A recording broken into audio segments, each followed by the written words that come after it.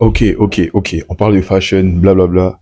Mais est-ce que tu savais que j'avais été la mascotte au Flash Festival? Bonjour mes gars et mes go, j'espère que vous allez bien. Moi ça va très très bien. Aujourd'hui, petite story time. Je vais vous raconter la fois où j'ai été la mascotte au Flash Festival. Bon, le Flash Festival, ça a eu lieu, je crois en août ou le mois avant août, pendant l'été. Comment ça a commencé? Tranquillement posé. C'était pendant la semaine des partiels du second semestre, tranquillement sur mon téléphone. Quand je reçois une notification, Dior m'a envoyé la notification par rapport au Flash Festival. Il cherchait des figurants pour faire une sorte de bande-annonce du festival. Donc je check, je me dis en vrai, j'ai pas de shooting à faire, j'ai rien à faire, let's go, j'y vais. Donc ce qui devait tourner, ça avait lieu 2 semaines après qu'elle m'a envoyé le l'annonce. Donc j'envoie le DM, je dis ouais, ça m'intéresserait et tout. Ils me répondent dans les heures qui suivent, ok, pas de souci, viens. Les 2 semaines passent, le jour du truc arrive. Donc tranquillement, j'y vais, je vois un peu, il y a des gens et tout, on était deux, trois. On a commencé à papoter et ils sont arrivés, ceux qui géraient le festival.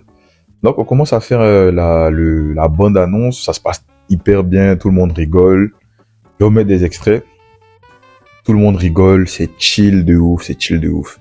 Donc il y avait la mascotte, Mike, c'est le gros micro que vous voyez depuis le début.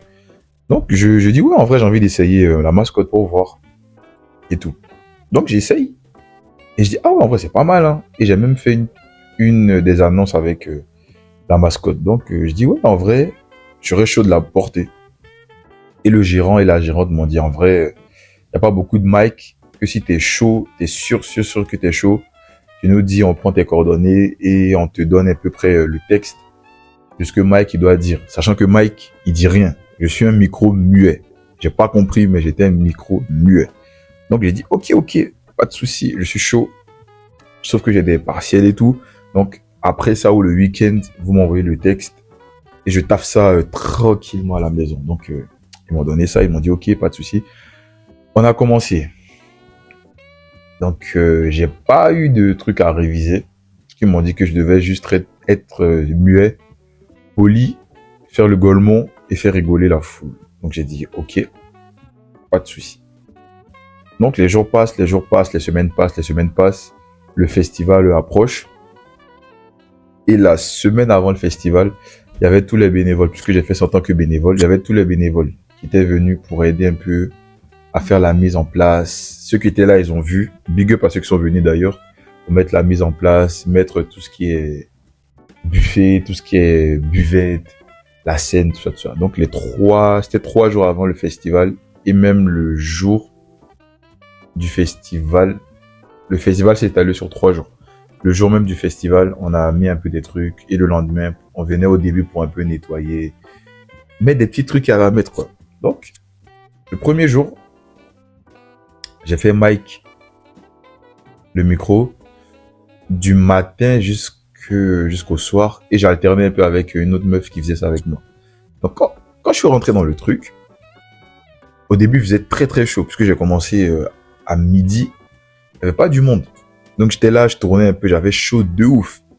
Mais au fur et à mesure de la journée, les chanteurs ils chantaient sur la scène, les clippers ils faisaient ce qu'ils avaient à faire, les artistes ils faisaient leur show. Et moi j'étais juste là, je me promenais un peu entre les gens, je rigolais un peu avec les gens, je prenais des photos avec les gens et tout. Et le soir de la première journée du festival arrivait et c'était une dinguerie. Il y avait tout le monde, il y avait mes potes qui étaient venus, big up à vous, ceux qui étaient venus. Et genre là, j'ai pris vraiment ça, j'ai commencé vraiment à kiffer le truc. Je rigolais avec des gens, des enfants, des vieux, des gens un peu de partout. Genre tout le monde on rigolait, c'était bon délire de ouf. Mais il y avait ce mystère, je pouvais pas parler. Personne ne savait qui était derrière le truc.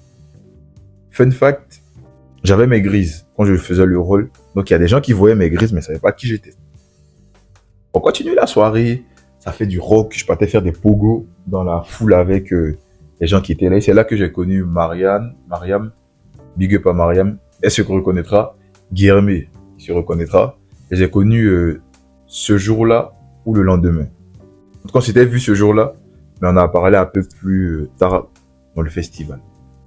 Je ferme la parenthèse. Donc, j'étais là, je rigolais et tout. Franchement, j'ai régalé même pendant que les artistes ils faisaient les prestations.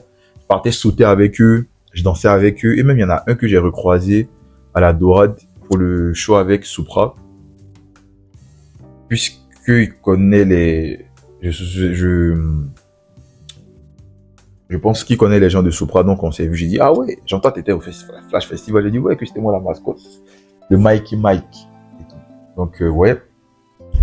J'ai reconnu beaucoup de gens. C'était une expérience de ouf. Ça, c'était le premier jour. Le deuxième jour, j'ai fait Mike un peu plus longtemps. J'ai alterné un petit moment à la sécurité. Mais au début de la journée, comme c'était un samedi, ça fait vendredi, samedi. Le samedi, il y avait beaucoup de monde dès le début. Donc, dès le début, j'ai pris Mike. J'ai dit, non, laissez-moi cook. Parce que Mike, je kiffais vraiment faire Mike. Je faisais le Golemont sans parler. Je faisais juste qu'amuser la galerie, rigoler avec des gens. Et moi, ça me régalait aussi. Donc, j'ai dit, laissez, je commence. Je suis pas fatigué de Mike. C'est pas grave, laissez, je fais Mike. Donc, j'ai fait Mike toute l'après-midi, je pense. Ouais, toute l'après-midi facile. Donc, j'étais dans mon truc, je rigolais avec des gens sur la même lancée que la veille. Je rigolais avec des gens et tout, avec les gens, les bénévoles, le staff, les gens qui arrivaient, les artistes et tout. Même, je partais à la loge des artistes, puisque ceux qui étaient là, il y avait la scène là, et juste derrière la scène, il y avait la loge des artistes, les différentes... ceux qui étaient intervenus à la logistique, les caméramans, ils étaient juste derrière la scène ou juste à côté. Il y avait un petit truc qui avait été fait pour eux, et puis staffer au calme. Donc, je continuais un peu mes balades et tout ça. Et c'est là que j'ai rencontré Guillermo. C'était un artiste, et je lui ai dit, ouais, j'ai kiffé, il avait des guêtres. C'est les grosses chaussures en... c'est quoi la matière? Je sais pas la matière, mais c'est des grosses chaussures. Style un peu... ce qu'on voit au pôle Nord, là, ce délire-là. Je vous mettrai des illustrations. Ce que Playboy Cartier avait porté dans Hobby by Hair, je crois. Ouais, je crois. Ce genre de délire. Donc, je vais complimenter par rapport à sa tenue. J'ai dit, ouais, j'aimais bien la vibe et tout, que je me voyais grave porter ça. On a commencé à parler et tout. J'en devenu pote. Comme ça, mais jusqu'à maintenant, on s'entend toujours bien. Donc, j'ai connu pas mal de personnes intéressantes. Même si je parlais pas, le fait que j'ai des grises, c'était assez atypique, puisque les gens, ils savaient que le gars, il avait des grises, mais ils savaient pas qui il était, parce que je devais pas parler. Donc, au fur et à mesure de la journée, j'ai essayé de garder le mystère au max. Mais bon, ceux qui savaient que je devais faire la mascotte, ils ont capté, ou ceux qui m'avaient vu enlever la mascotte, ils m'ont capté. Parce qu'à un moment, je pense qu'il y a des bénévoles qui ne savaient même pas qui était Mike, qui était derrière Mike. Donc, je continuais à garder le mystère, à faire rigoler les gens, sans forcément parler. Et j'essayais d'être grave avenant vers les gens. Vraiment de faire le Golemont, mais le beau Golemont, le Golemont qui fait rigoler, qui n'est pas dans des trucs bizarres et tout. Donc, début de journée, on va dire de midi ou 10, 15 heures, je faisais ça. Et après, Mike a été... ils m'ont remplacé. Et Mike, il est allé au centre-ville, au Capitole, pour faire un peu la pub. Mais ça, c'était pas moi qui étais là-bas. J'ai fait la sécurité à la place. Donc, pendant le petit temps de sécurité, je parlais un peu avec des gens, je faisais rentrer les gens, les artistes, parce que je connais le badge de la sécurité. Je devais vérifier ceux qui avaient les badges. Parce que tous les bénévoles, les artistes, les gens à la régie, à la logistique et les gérants du festival, chacun avait un badge pour nous reconnaître tout simplement. Donc je gérais ça pendant un petit moment, bon 1h30. Voilà. Après, Mike est revenu, ils m'ont dit, non, ils m'ont pas parlé, j'ai dit je vais aller prendre Mike. Ils m'ont dit t'es sûr? J'ai dit oui, je suis sûr. Mike c'est moi, je suis Mike. Donc j'ai remis Mike, je me suis remis dans mon truc, le muet qui fait rigoler tout le temps. Donc je suis parti, on a commencé à rigoler avec tout le monde. Bon, le même thème, on est parti sur les mêmes bases. Et vers 18-19 heures, il y avait des gens qui faisaient du rock, des rappeurs, c'était le feu. Franchement, si vous êtes un rappeur, que vous voulez prester, je vous conseille largement d'aller au Flash Festival. C'est des auditions style à l'américaine, d'un petit bar. Vous venez, vous faites d'autres prestations. Et par rapport aux acclamations du public et à la vibe que vous transmettez sur le moment et l'ambiance qu'il y a, on fait les petites détections en fonction de la réceptivité du public. Et après, bam, on vous prend pas.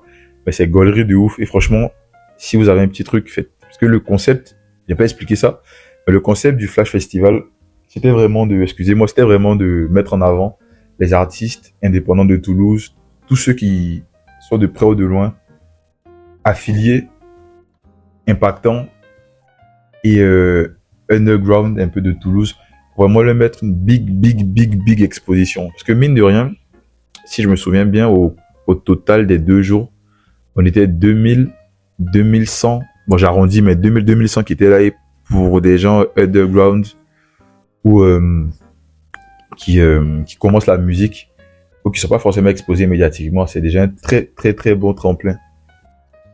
Si je me souviens bien, il y avait même des gens de Paris qui étaient venus. Il y avait 2 gars qui étaient très bons, j'ai oublié leur prénom. Une meuf et un gars, mais ils étaient très bons. Ils faisaient un peu de la néo-soul, un peu Erykah Badu, mais mixé un peu avec du Tyler, le Creator, son dernier projet là, le deuxième son qu'il a fait sur YouTube, le dernier projet, j'ai oublié le nom, mais un peu ce délire là. Donc ils étaient à fond. En plus ils mixaient avec, je sais pas qu'ils étaient sénégalais. Ils mixaient avec du Wolof, un peu d'anglais, un peu de français, un peu univers l'anti-Fuchs avec tout ce que je vous ai dit au début. Voilà, ce délire là. Donc il y avait vraiment du monde, niveau artiste c'était varié et tout. Et franchement, si vous avez l'occasion, c'est un truc à faire. Je ferme la parenthèse. Donc, la soirée arrive, les gens ils affluent, la population augmente, les spectateurs augmentent, les artistes commencent à s'échauffer et tout. Et ça prend vraiment l'ampleur de... Je vais pas comparer, mais ça prend vraiment une ampleur de big festival, big concert. Donc ça vient, les artistes, ils commençaient à descendre un peu plus de la scène, ils venaient prester et tout. Et moi, je me suis dit en vrai, qu'est-ce qui m'empêcherait d'aller dans le truc des artistes? Donc je me suis dit, je me suis pas posé la question 2 fois. J'ai poussé un peu les barricades. On m'a dit ouais, je pouvais aller, je suis allé, j'ai dansé avec les gens, j'ai sauté avec les artistes. Je voulais monter sur scène, mais j'ai pas pu. Je me suis dit non, c'est le moment de l'artiste, je vais pas aller commencer à sauter comme un gourmand, même si personne savait qui j'étais. Donc, j'étais avec eux, j'ai sauté avec eux, et celui que j'ai croisé à la Dorade, il fait partie des personnes avec qui j'ai dansé lorsqu'il faisait la prestation. Parce qu'il c'est un kicker. Je vais essayer de retrouver les vidéos, mais je vous mettrai beaucoup d'illustrations pour que vous voyez de qui je parle. Donc, j'ai kické. Bon, pas kické, mais j'ai dansé avec lui, j'ai sauté et tout, j'ai fait les petits pas en mode en mode ouais, des bails comme ça. Donc j'étais là, je kiffais mon moment. Et à un moment, je suis rentré dans la foule, ceux de devant là, et il y avait des gars grave sympas. Je sais pas s'ils vont tomber sur la vidéo, mais ils étaient hyper sympas. Hyper sympas. Ils m'ont même soulevé, ils m'ont soulevé, ils m'ont mis en l'air en mode pogo, en mode ouais, oh là, on saute. C'était un truc de ouf. Un truc de ouf. Genre, j'ai kiffé la soirée du samedi, j'ai kiffé de ouf. Donc on était là dans l'ambiance, on rigolait et tout, j'essayais de... toujours dans la bonne vibe, je rigolais avec les petits, je faisais des photos et tout. Je pense que j'en ai pris facile plus d'une centaine, hein. La typose, tous ceux qui étaient là, j'ai essayé de régaler au fond. Et aussi, big up à Juliette, puisqu'elle m'a remplacé Mike le samedi ou le vendredi vers 22, 23, 22h, 23h ou 23h30. Elle a régalé. Elle m'a régalé aussi. Carrément, je pense qu'elle a mieux géré que moi pendant un moment. Hein. En tout cas, le peu de temps qu'elle a fait, masterclass qu'elle a fait. Big up à Juliette, elle a dead ça. Je ferme la parenthèse. Donc, samedi soir, on est toujours le samedi soir, vers 22h30, les rappeurs, ils viennent. En tout cas, les gens qui kick, les groupes. Et il y a un gars, je pense que vous le connaissez, la Fenmark, sur Toulouse.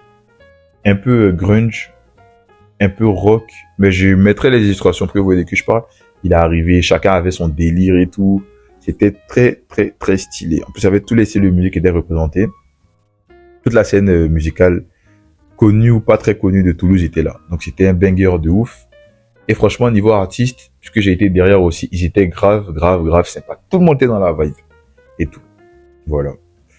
Donc, qu'est-ce que j'ai retenu de cette expérience? Franchement, j'ai kiffé. Et voilà, le côté un peu qui m'a vraiment fait kiffer, c'est que tous les bénévoles étaient bonne vibe. Même Jazz et celui qui a organisé le festival avec Jazz, ils étaient là le jour de la publicité qu'on devait faire. Et en gros, c'est avec eux que j'ai parlé pour leur dire que j'étais chaud pour faire mic pendant le festival. Donc eux, faut savoir que c'est plutôt Jazz, de ce qu'elle nous a raconté, après qu'on ait fini les 2 journées, genre son clap de fin, le discours de fin, nous a dit que c'était un de ses projets, puisqu'il était allé à un festival un peu plus tôt dans sa jeunesse. Elle est jeune, mais beaucoup plus jeune.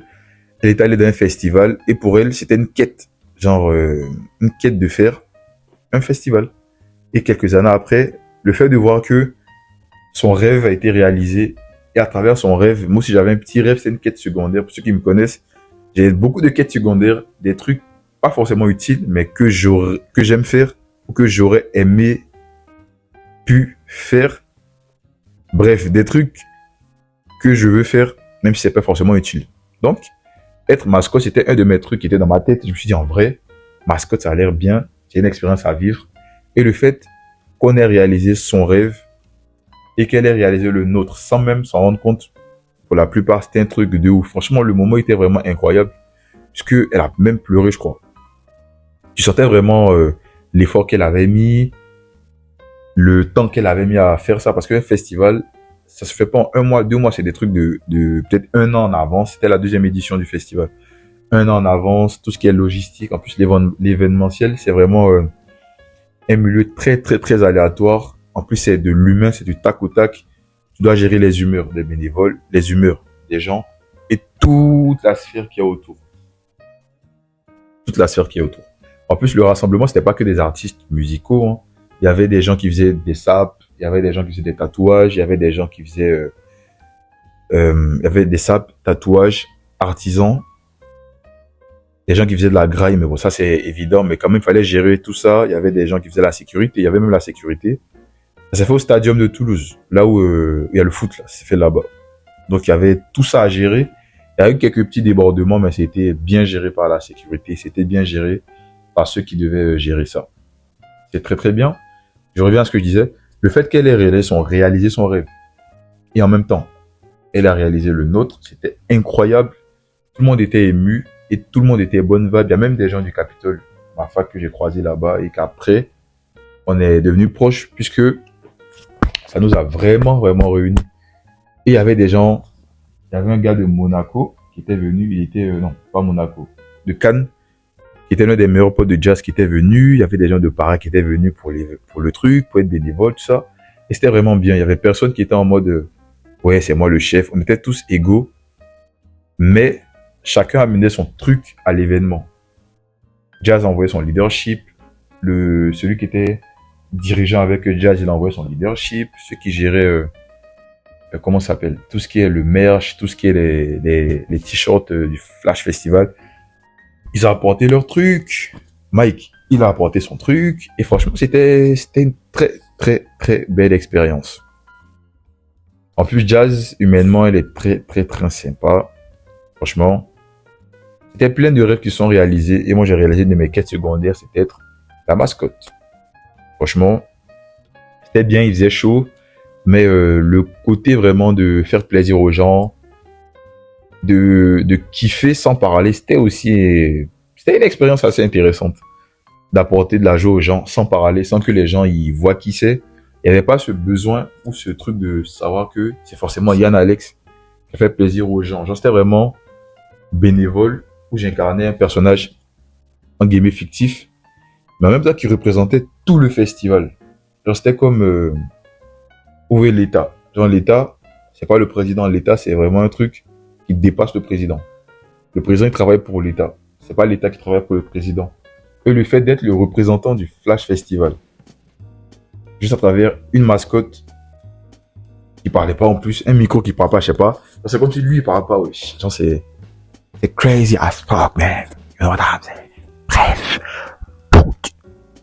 Le fait de représenter le Flash Festival sans parler, c'était un truc de ouf, puisque le but du Flash Festival, c'était vraiment de promouvoir des gens, d'écouter des gens justement faire leur art, pour voir que Toulouse aussi, il y a des gens, il y a des créatifs, il y a des gens qui font les choses comme on dit.